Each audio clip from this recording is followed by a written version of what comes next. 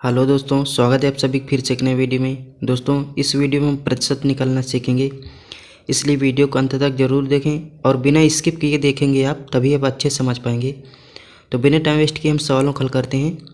और दोस्तों, आप अपनी स्क्रीन पर देख सकते हैं कि पहला प्रश्न है 800 का 25% और इसमें दूसरा प्रश्न है 900 का 7/1/2%। दोस्तों, दूसरा प्रश्न थोड़ा पहले प्रश्न के कंपेयर में थोड़ा हार्ड है। तो सबसे पहले हम 800 को 25% निकालेंगे। तो 800 को 25% निकालने के लिए हम लिखेंगे इसमें 800 का, और दोस्तों का मतलब होता है गुणा, ठीक। और 25/100 हो जाएगा। यहाँ 100 यहाँ क्यों हो जाएगा? क्योंकि किसी भी संख्या से जब यदि हम प्रतिशत का सिंबल हटाते हैं तो उस संख्या के बट्टा के नीचे हम 100 रखते हैं। तो यहाँ 25 बट्टा, अब प्रतिशत का सिंबल हटा देंगे तो इस संख्या के बट्टा के नीचे हम 100 रख देंगे, इतना हो जाएगा। अब दोस्तों, अब इसे आप आसानी से हल कर सकते हैं, ये एक प्रकार का गुणा हो गया। तो इसे हल करने के लिए 0000 सबसे पहले काट देंगे, और 8 और 25 बच रहा है, तब 8 गुणा 25 कर देंगे। यहाँ कुछ कठिन तो नहीं है ना इसमें, बस आसानी से आपको देखना है और हल करना है। तो 25 और 8 में गुणा कर देंगे, कितना हो जाएगा? 25 8 200 हो जाएगा, और 200 आपका आंसर हो जाएगा। और इसी तरह हम इसे भी हल करेंगे। दोस्तों, इसमें 900 का 7/1/2% निकालना है। तो 900 और का मतलब आप जानते हैं कि गुणा होता है, ठीक। अब दोस्तों, ये मिश्रित भिन्न है, 7/1/2 ये मिश्रित भिन्न है, तो इसे हमें साधारण भिन्न में बदलना होगा।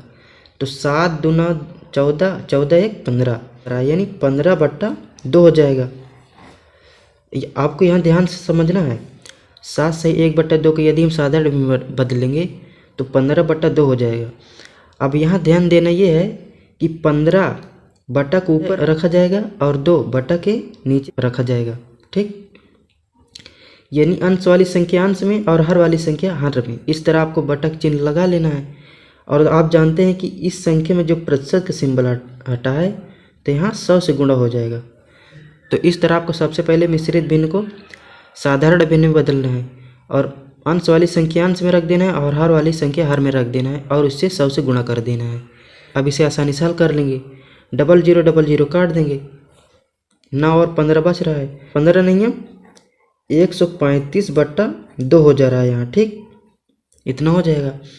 अब यदि हम 135 में 2 से भाग देंगे तो कितना हो जाएगा?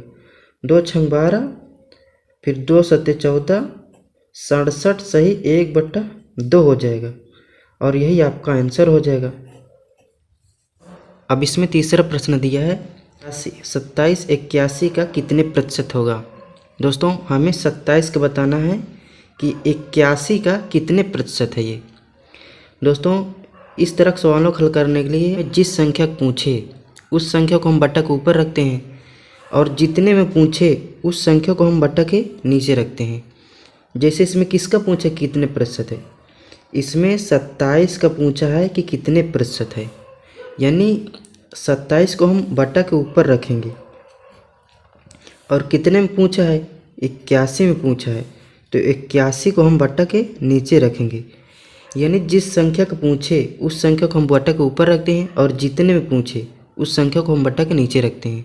दोस्तों, आप देख सकते हैं कि 27/81 ये एक प्रकार के भिन्न है, और किसी भी भिन्न को प्रतिशत में बदलने के लिए उसमें हम 100 से गुणा कर देते हैं, ठीक। अब इसे आप आसानी से हल कर सकते हैं। तो सबसे पहले हम 27 से 81 को 3 बार में काट देंगे, ठीक, क्योंकि 27 तरह के 81 होता है। तो कितना बच रहा है? यहाँ 100 बच रहा है और 3 बच रहा है, यानी 100/3 बच रहा है यहाँ। और 100 में 3 से भाग देंगे तो कितना हो जाएगा? 33 सही 1/3% हो जाएगा, और यही आपका आंसर हो जाएगा।